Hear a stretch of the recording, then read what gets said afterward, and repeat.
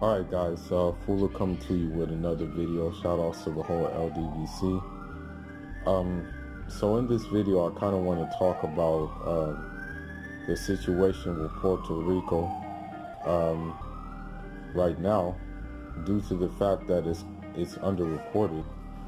You know, you're not really hearing anything about Puerto Rico like that, but Puerto Rico, thing is about it has a lot of problems due to Hurricane Maria. But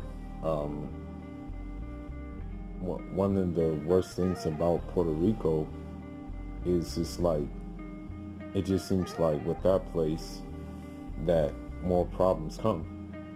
I mean, Puerto Rico has technically been in a recession for basically, I want to say, maybe like 13 years.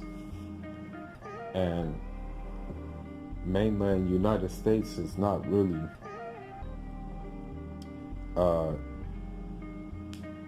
has not really given concern to Puerto Rico.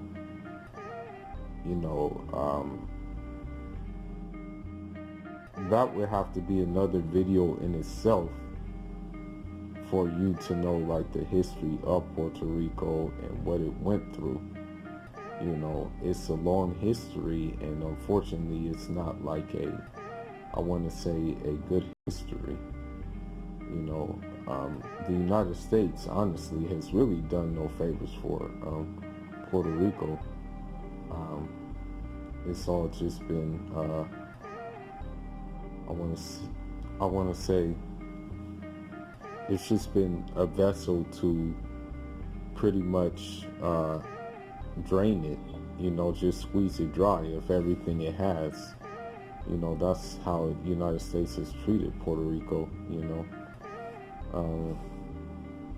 Even like certain parts of the island, when they were doing tests on weapons, I think that there is still traces of radiation from those weapons. And then another thing too with Puerto Rico is that they even gave women, I think it's called like sterilizers, so they wouldn't have like babies. So they used them as like pretty much guinea pigs. It's a long history though.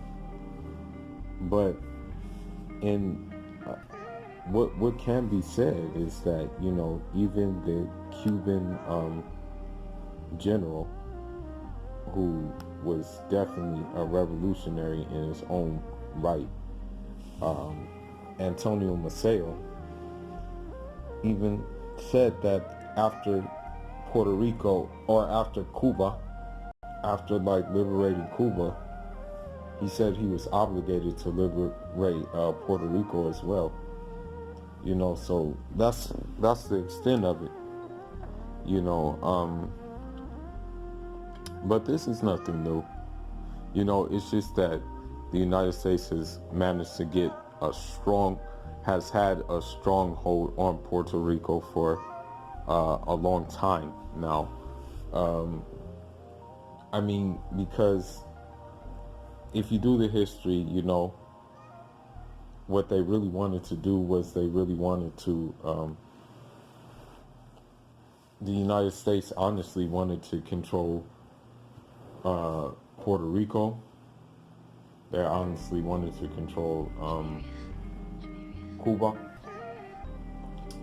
and they also wanted to control IAC too.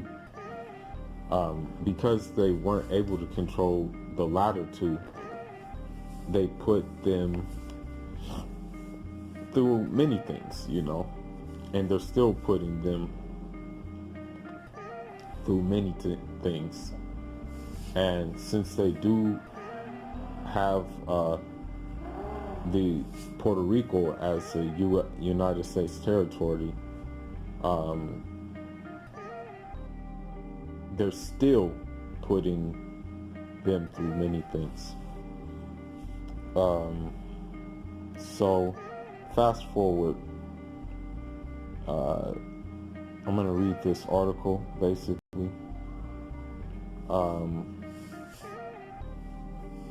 Puerto Rico Governor Ricardo Rossello doubled down on his plans to stay in his job after protests calling for his resignation turned violent Monday night.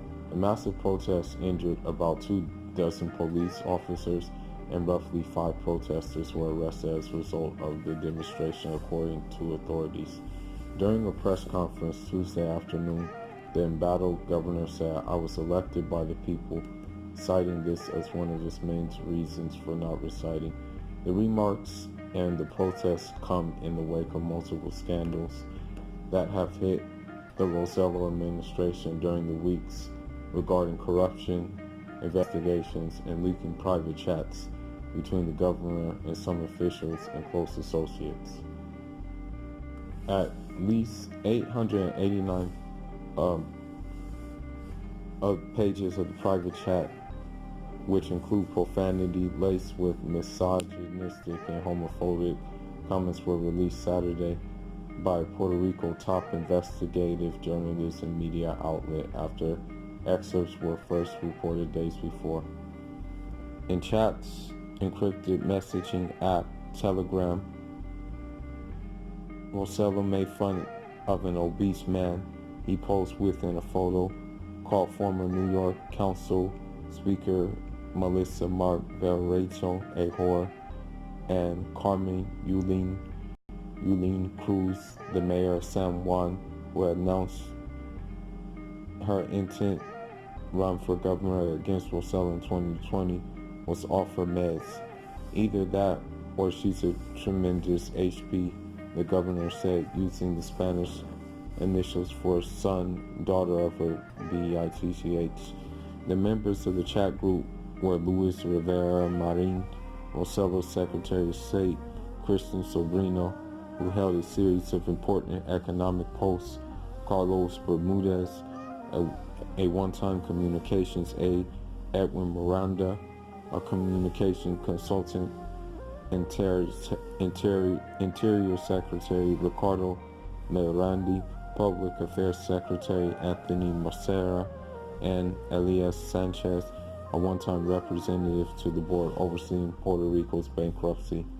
The chat also contains vulgar reference to Puerto Rican star Ricky Martin's homosexuality and a series of emojis of a raised middle finger directed at the Federal Control Board for overseeing the finances.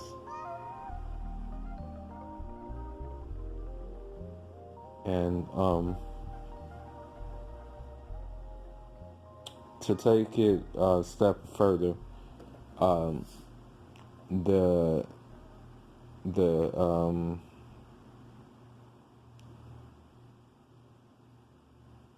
want to say that Rossello's administration, some people,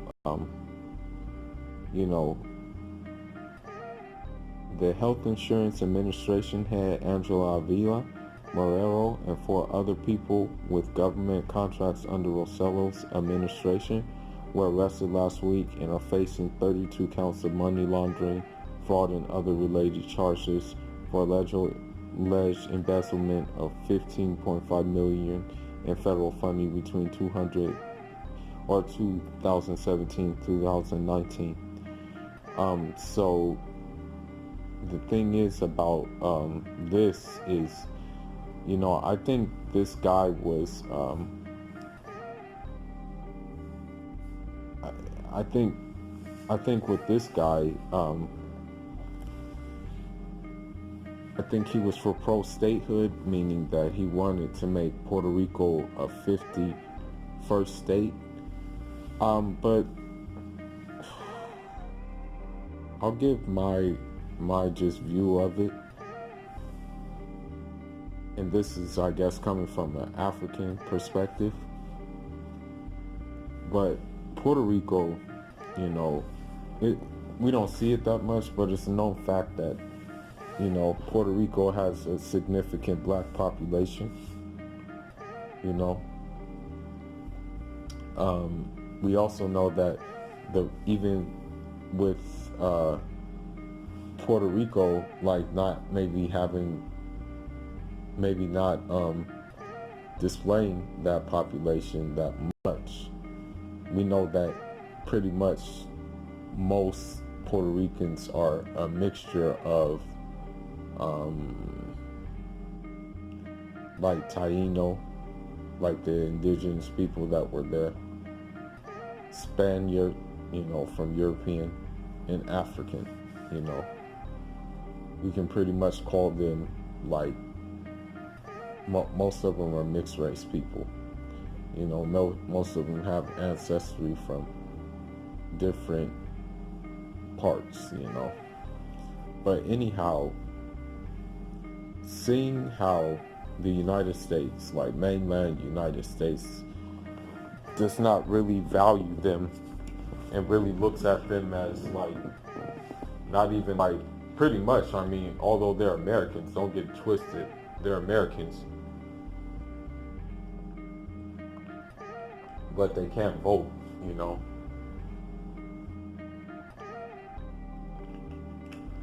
Considering that, if I were them, and since they're protesting this guy and want this guy to resign, if I were them, if I were the Puerto Rican people, I can't speak for all Puerto Rican people. I can't speak for no Puerto Rican people, actually, since I can only relate to their reality based on the reality that we go through in Africa. So with that being said, if I were them, I would push for just sovereignty altogether. I would just push for them being a sovereign state, broken off from the United States, being its own entity. That's what I would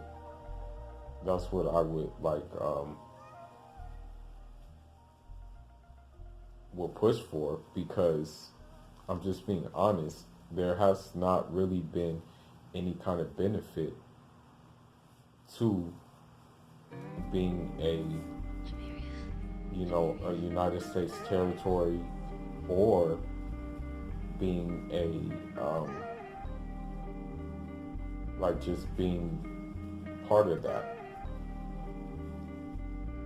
They haven't really seen any kind of benefit at all. Yes, sovereignty would be tough. Sovereignty would be, would test the, I want to say it will test the will of the people. But for what I've known, Puerto Rican are very resilient people. From the few that I ran into in Los Angeles, and also the ones I ran into in Miami, and also the ones I ran into in New York. So if I were them, I would definitely push for statehood, or sovereignty. I think honestly that's the best bet for them. The only downside is that, the one industry that they definitely have is tourism, but they will still need to develop different industries, because I believe, if I'm not mistaken, I was talking to a Puerto Rican friend on WhatsApp, and and she lives in Puerto Rico. She even said herself, she doesn't even, I'm trying to think of a way to word it. She doesn't view herself as American. I asked her about the natural resources of Puerto Rico, and she said America used them all. So, granted, Puerto Rico is an American territory, but look at how she said that America used all the natural resources.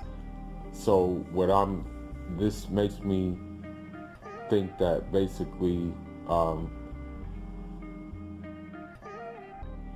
what she means by that is mainland America used it for their benefits, you know. And so I think what can be done is that what this is just a suggestion for the Puerto Rican people that that the Puerto Ricans that are not on the who are not on the island, they should try to,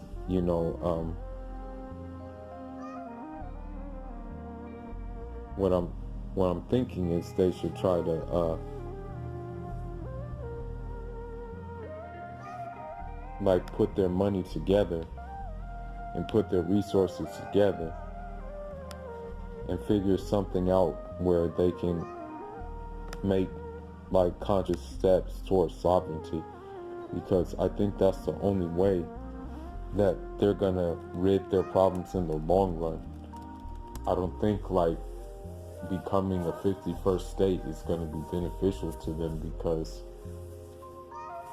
it's already getting gentrified as it is in Puerto Rico from what I heard. So I think that would just speed up the process, kind of similar to what happened in Hawaii, so I don't know if this guy is going to resign, but if this guy resigns,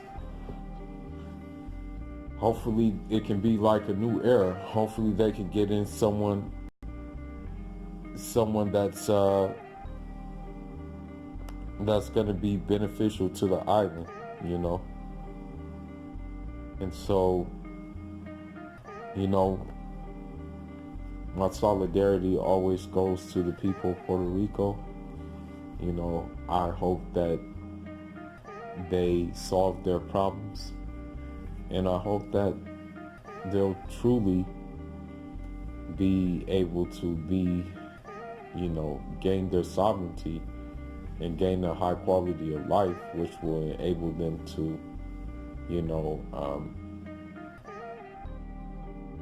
be at peace, be very like tranquil. But with that being said, I don't really got much else to say about the matter, except for,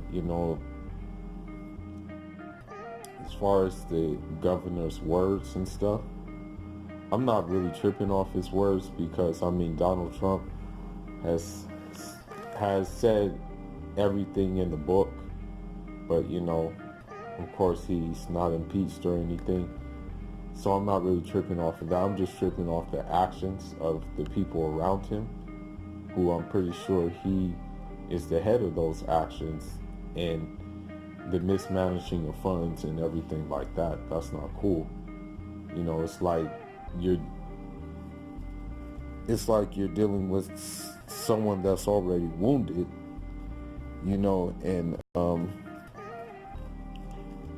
and you just are basically putting salt in the wound, But I hope that the Puerto Rican people's affairs are eased, and that sovereignty will cross the mind of many Puerto Ricans, But that's all I got, man. Leave your thoughts and leave your comments. Fuller signing out. Inshallah.